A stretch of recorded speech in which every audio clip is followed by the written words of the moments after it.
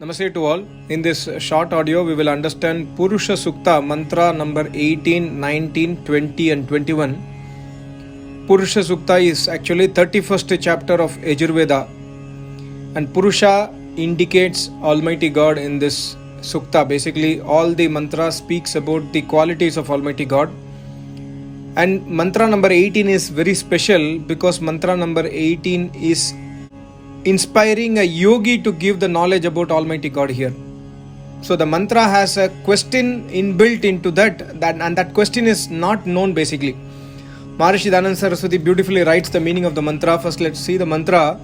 Om Vedahametam Purusham Mahantam Aditya Varnam Tamasah Parastat Tameva Vididvati Mrityumeti Nanyah Panta Vidyate Ayanaya.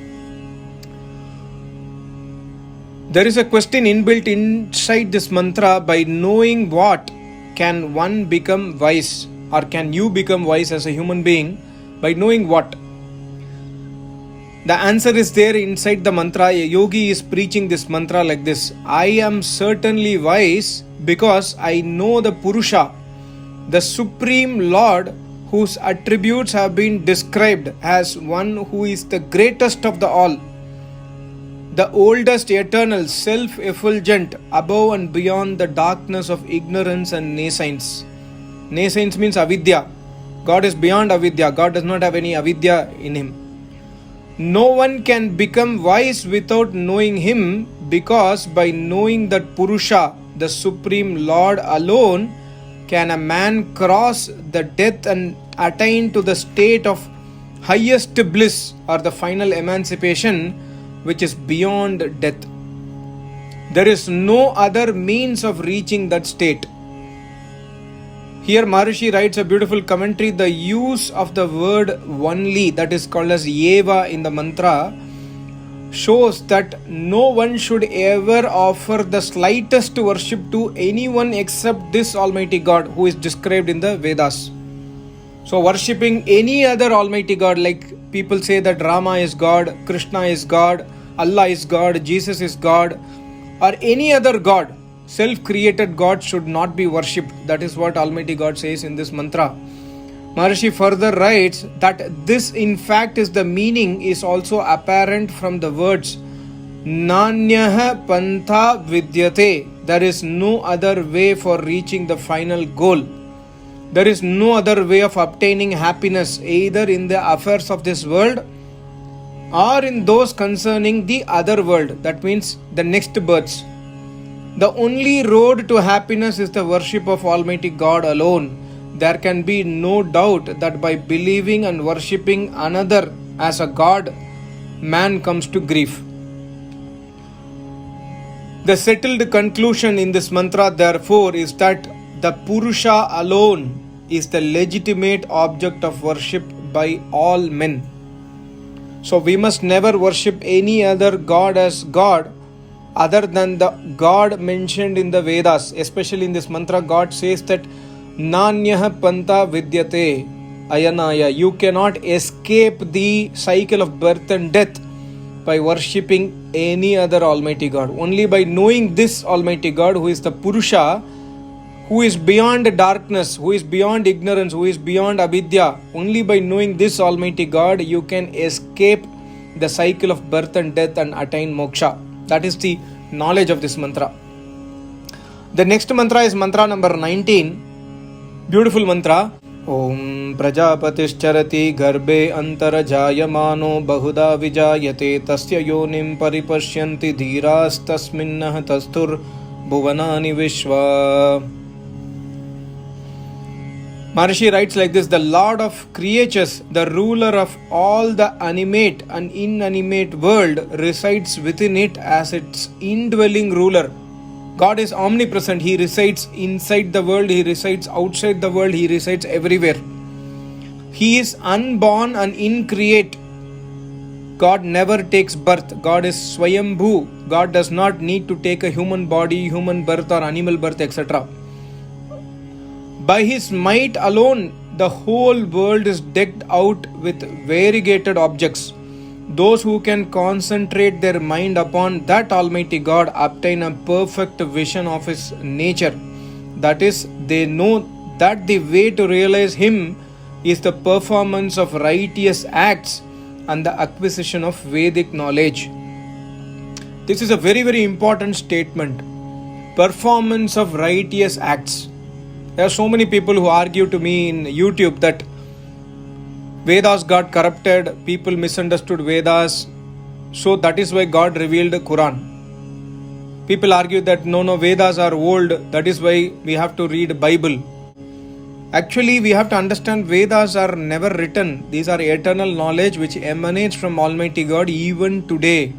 Even today, inside the heart of a yogi, when we go and understand Vedas from a yogi, the knowledge is emanating from God. That God is manifested inside the yogi. The definition of yogi itself, the person who has realized that Almighty God, and the person has attained moksha. But finding out such a yogi is a big difficult task today. However, once we find such a yogi, then we really listen to Vedas. Otherwise, we just read Vedas by books or listening audio cassettes or YouTube channels, which is really not Vedas.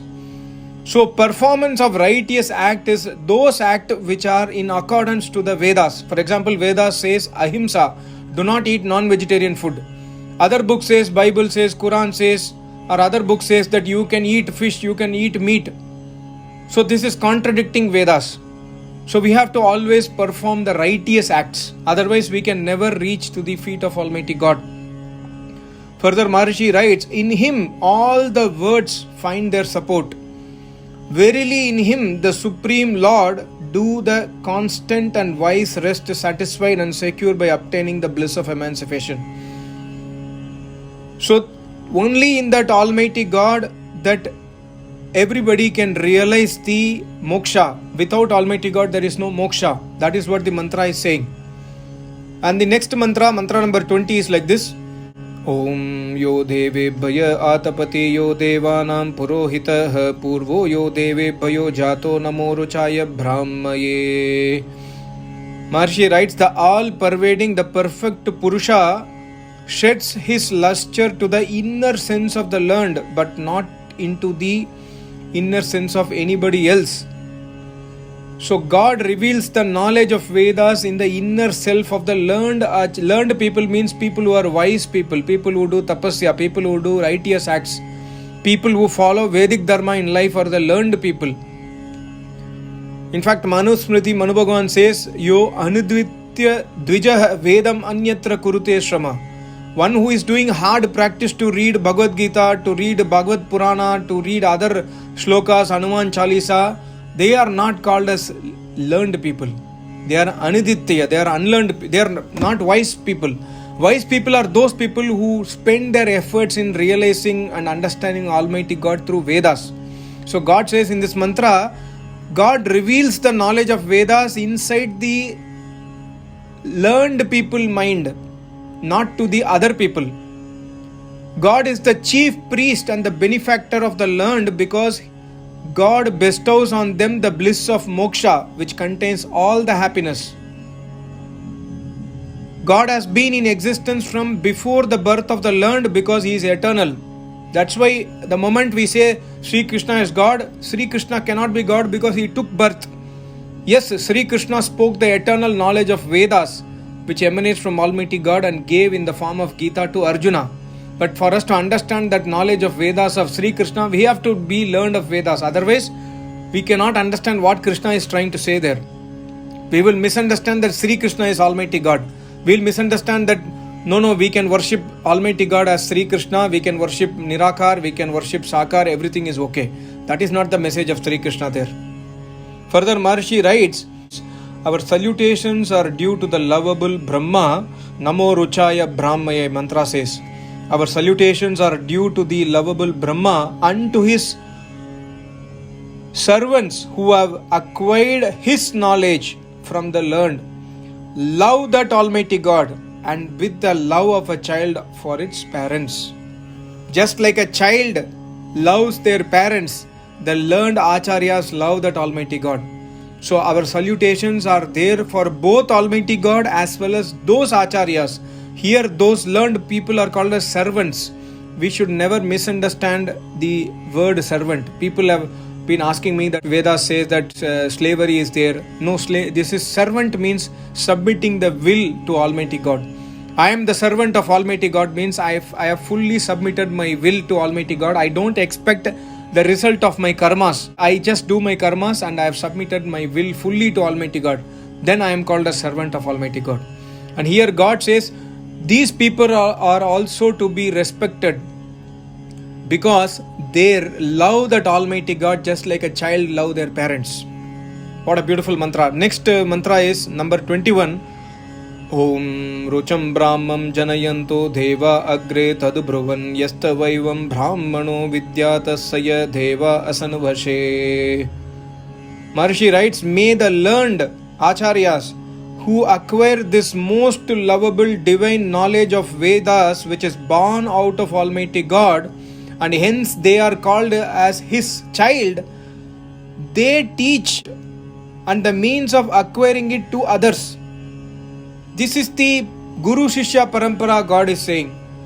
You cannot learn Vedas from me because I am formless. You have to learn Vedas from those people who are my child because they have realized me.